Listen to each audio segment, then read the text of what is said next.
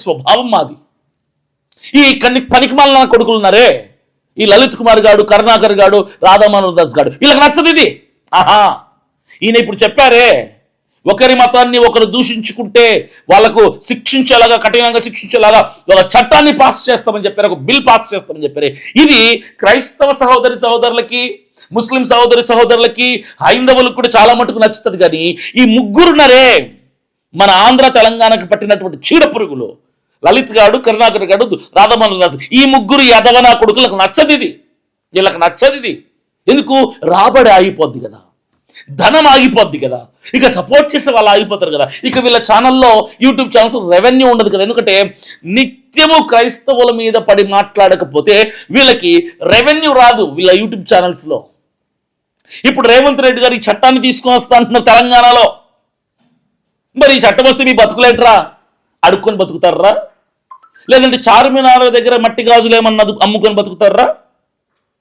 ఒకవేళ మీరు బతకలేకపోతే తలా ఒక పానీపూరి బండి పెట్టిస్తానరా నేను. హైదరాబాద్లో పానీపూరి బాగా సేల్ అవుతుంది.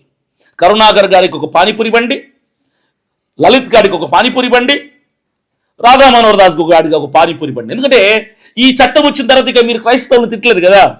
3 పానీపూరి బండ్లు పెట్టుకోండి రా. కోటిలో ఒకడు, ఖైరతాబాద్లో ఒకడు, లకడికప్పుల్లో ఒకడు.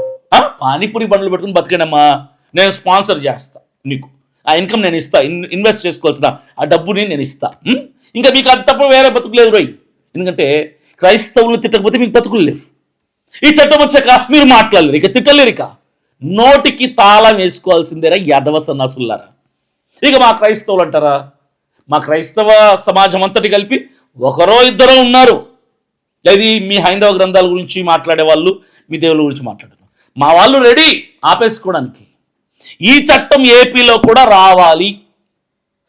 చంద్రబాబు నాయుడు గారు ఈ చట్టాన్ని, ఇతర మతాలన్నీ ద్వేషపూరితంగా ఎవరైనా, విద్వేషపూరితంగా ఎవరైనా, రెచ్చగొట్టే విధంగా ఎవరైనా, కించపరిచే విధంగా ఎవరైనా ఏ మతస్థులైనా, ఏ మతానైనా తక్కువ చేసి మాట్లాడితే ఇలాంటి చట్టం ఒకటి మన ఆంధ్రప్రదేశ్లో కూడా రావాలి సార్.